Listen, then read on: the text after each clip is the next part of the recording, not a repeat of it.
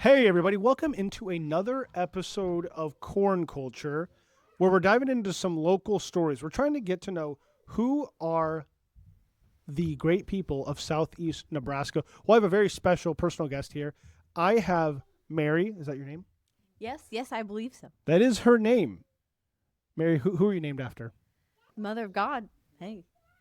One of the most popular people of all time. Can I ask you a quick controversial question? Yes. Did Jesus have any half brothers or sisters?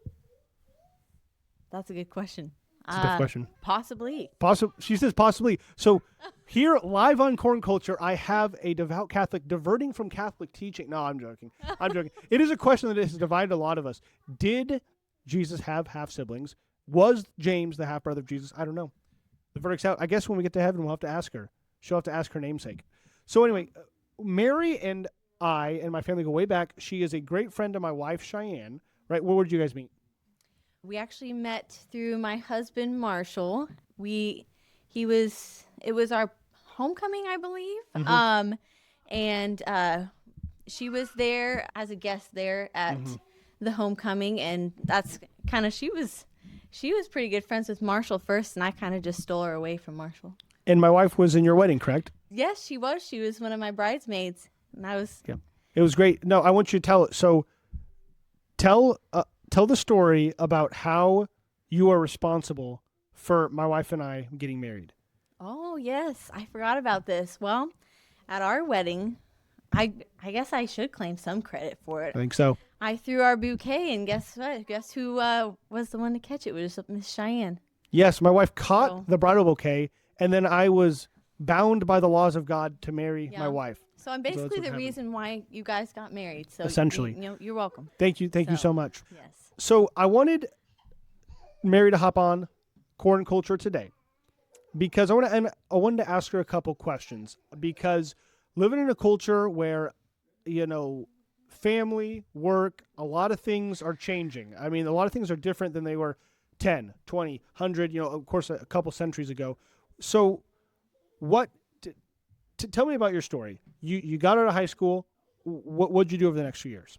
I went a year at Peru State College. Go Bobcats. Yeah, in Peru, Nebraska. I had a part-time job as a custodian there. And then all my life I'd always wanted to be a stay-at-home mom. That was my dream.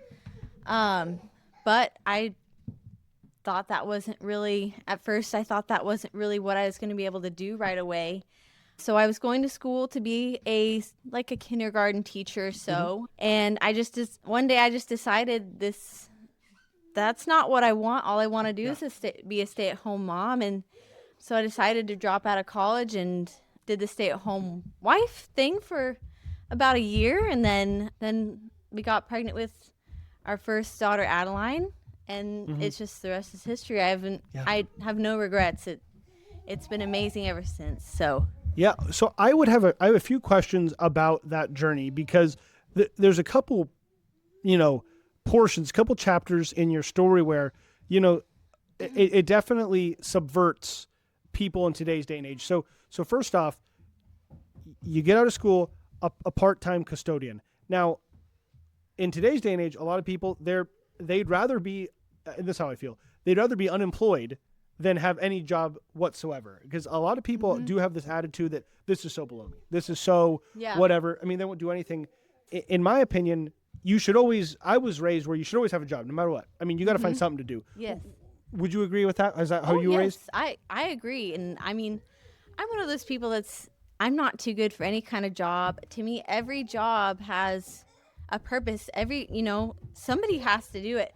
And I'm not trying to say that a custodian's a rocket scientist, but you go to the bathroom, you need the toilet paper, everything, your classroom's clean, everything.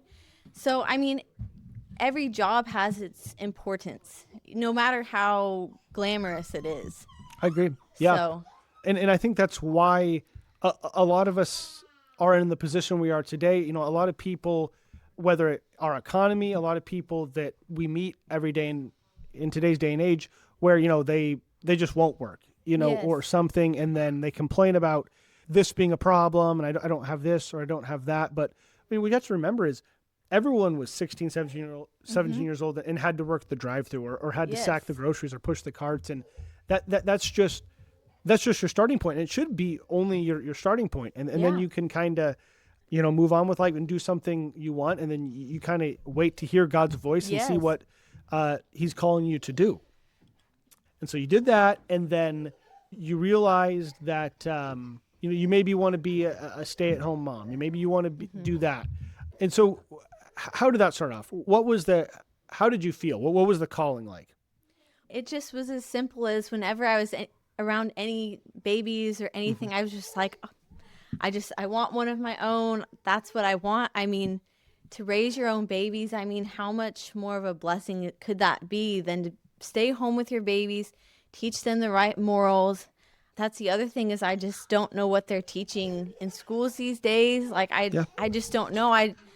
And to me, like I said, it's the ultimate gift to be able to raise your own babies. I mean, I love it. I mean, like I said, I wouldn't change anything. Even the days where it's, I've had days where the babies haven't pooped in a couple days and I taken them to a bath and they go all over me, but I still wouldn't change it because it's just, I mean, it's just part of it. It's just right. And I mean, and your kids will look back on that and you'll be able to tell them those stories and be able to reflect. And it just, it shows how much you love them. And growing up, I lived in a home and we welcomed in some foster kids when I was growing up. And I think that's always been something I've really been grateful for because it offered me an opportunity to reflect and stuff. And not everyone gets loving parents. Oh, yeah. Not everyone gets parents that care for them as much and all that. And it just goes to show that, being a parent is really important. I mean, unfortunately, I think we live in a world where it's the motherhood is undervalued a lot. You kind of hear this sentiment where people will say to women, well, what? Do you just expect me to just, stay at home and just have kids? And it's like, just have kids. That is my biggest pet peeve. Yeah. When I first dropped out of college and, people would ask what I'm doing and I would tell them, I'm wanting to be a stay-at-home mom. So that's what I'm working towards. And they'd be like, oh, that. And I, for a while, was saying just a stay-at-home mom. Finally, I had to stop saying just. There's nothing like just stay-at-home mom. It's an important role, and that's something that my husband has also tried to instill in me is that it's not like you're doing something awesome. It's not just like just a stay-at-home mom. I mean, you're molding these lives and guiding them to God. I mean, that's to me, that's so important. Right, because it starts off like this. First, you literally make their bodies. You literally form them physically. And then over the next decade and a half, 2 decades, you shape them and you show them right and wrong so they can be productive members of society. So, and this is unfortunately in the world today where this whole idea of gender is different. It's changed. It's like, well, this idea that men and women are the same. And it's true that men and women are equal, but they're not the same. You know what I mean? It's okay that women have certain gifts and they have certain motherly instincts rather. That was bad. Instinct. I don't know what I'm saying. For everyone watching Corn Culture, after this interview, we're going to be eating food, so we haven't had a lot of fuel, and that's kind of important. But we had to have this important conversation first. But wouldn't you agree that it kind of starts with this idea that, was kind of pushed into our heads, the past 20 years where it's like, there's no difference between men and women. That couldn't be further from the truth. That's what makes women and men so special. I mean, without our differences, we lose our uniqueness. There are things that women do differently than men and vice versa. And that is awesome. I mean, that's what brings diversity into the world. Yeah. Like there's nothing wrong with that. So the fact that there's this negative connotation to us being different is just, it's weird to me. I mean, you should, men and women are complementary and stuff. And, because like society is built upon the foundation of the family.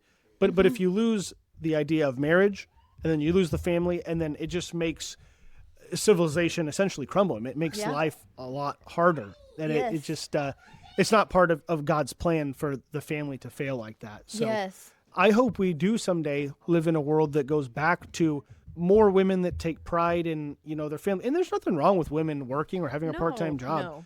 But there's taking pride in raising their family and stuff. And, because I hope someday that my wife, stays home. My wife's a teacher, and she loves doing that. But, I want her to be able to stay home and stuff. So just getting back to a place in society where we can just recognize the importance of men and women and in family and stuff.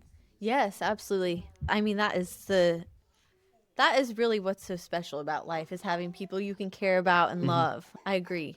I want to thank Mary for coming on the podcast today and blessing us with this great wisdom and this great family. So to our audience, to the Corn Culture viewers, remember, never give up and never give in. Thanks for watching. Have a great day.